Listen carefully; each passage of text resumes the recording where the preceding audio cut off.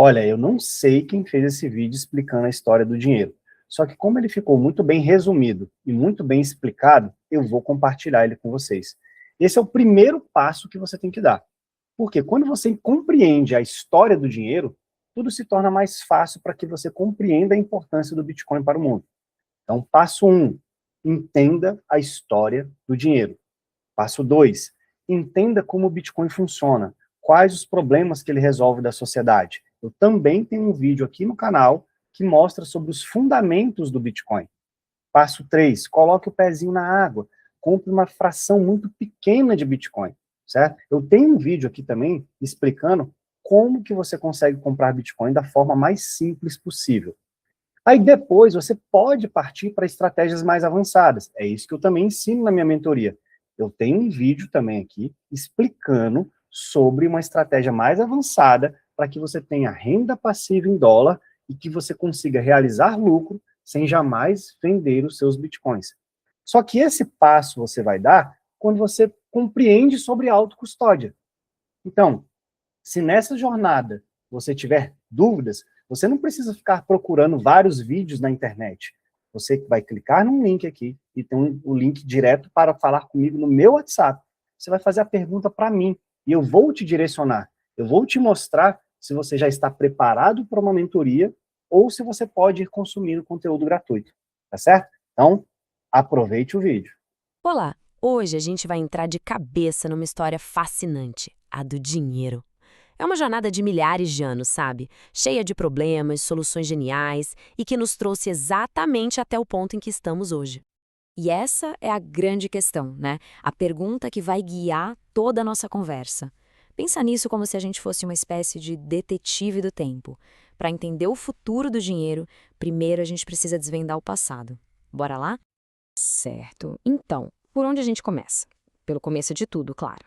A história do dinheiro, na verdade, começa com a busca para resolver um problema super prático.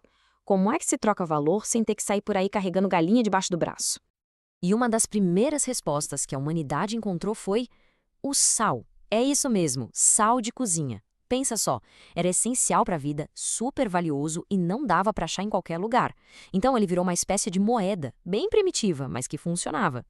Olha, o sal foi um salto gigantesco em relação ao escambo, sem dúvida. Mas ele tinha seus problemas, né? Era pesado demais, se molhasse já era, e o valor dele não era tão concentrado.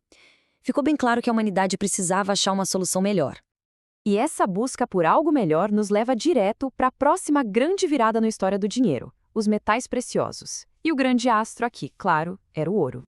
Aí entra o ouro. Ele parecia a solução perfeita. Durava para sempre, um pouquinho já valia muito e era naturalmente raro. Ou seja, resolveu os problemas do sal. Só que, como sempre, ele trouxe um novo pacote de problemas. Como saber se o ouro era puro mesmo? E o principal, o risco de alguém simplesmente te roubar era enorme.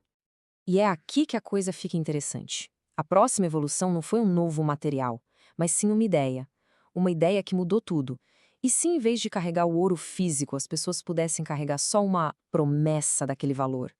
E foi assim que nasceu o papel moeda. No começo, cada nota de papel era, na verdade, um recibo, uma promessa de que quem tivesse aquele papel na mão poderia ir lá no banco e trocar por uma quantidade certinha de ouro que estava guardada num cofre. Isso, claro, revolucionou o comércio. E aqui está o pulo do gato. A confiança deixou de estar no ouro físico, lá no cofre, e passou para a instituição que emitiu o papel. E isso criou uma brecha, uma vulnerabilidade totalmente nova. E se o banco imprimisse mais papel do que o ouro que ele realmente tinha guardado? Aí, o problema começava. Pois é, essa vulnerabilidade nos leva a um momento decisivo na história. Dá uma olhada aqui na linha do tempo, nesse ano, 1971. Foi aí que o laço entre o dinheiro de papel e o ouro foi cortado de vez. Foi o começo do sistema que a gente usa até hoje, o chamado dinheiro fiduciário, que é baseado unicamente na confiança. A grande vantagem do dinheiro fiduciário foi a flexibilidade. Ele permitiu uma expansão do crédito como nunca se viu antes. Mas o problema que ele criou é o outro lado dessa mesma moeda. A oferta de dinheiro se tornou basicamente infinita. E isso abre a porta para a inflação e faz do dinheiro uma ferramenta política, com todas as consequências que a gente já conhece. E é exatamente nesse ponto, como uma resposta direta a todos esses problemas que foram se acumulando ao longo de milênios, que o Bitcoin entra em cena. Não como algo que surgiu do nada, mas como o próximo passo, quase inevitável dessa evolução. E esse é o ponto-chave para entender o Bitcoin. Ele não é uma invenção aleatória. Ele foi projetado ponto por ponto para pegar as melhores qualidades de tudo que veio antes e, ao mesmo tempo, consertar as falhas de cada um desses sistemas, desde o sal lá atrás até o dinheiro que a gente tem no bolso hoje. Mas como ele faz isso na prática? Bom, ele pega a escassez do ouro, mas a torna matemática, absoluta, imutável. Ele pega a facilidade de transporte do papel, mas a torna digital, instantânea e global. A verificação do valor se torna automática, sem precisar de ninguém no meio do caminho. E pela primeira vez na história, surge um dinheiro realmente neutro, que não pode ser facilmente confiscado ou controlado. Essa tabela aqui, olha, resume tudo de forma brilhante. Se a gente olhar para as características mais importantes de um bom dinheiro, a gente vê os pontos fracos de cada sistema. A portabilidade do ouro, péssima. A escassez do nosso dinheiro de papel, quase nula. Agora, olha a última coluna. O Bitcoin é o primeiro que, pelo menos no papel, consegue a nota máxima em todas as categorias. É a tal da síntese que a gente estava procurando. Tá, tudo isso é muito bonito na teoria. Mas aí vem a pergunta que todo mundo faz e é uma pergunta super válida. Se ele é tão bom assim, por que não está todo mundo usando agora mesmo? É a pergunta de 1 milhão de bitcoins, né? Mas o curioso é que a resposta está na própria história que a gente acabou de percorrer.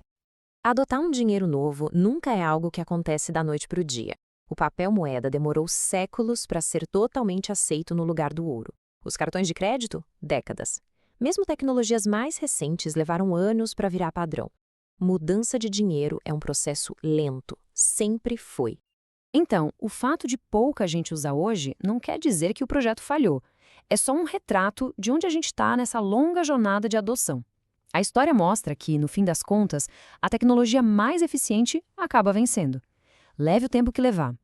E essa frase aqui fecha o raciocínio com chave de ouro.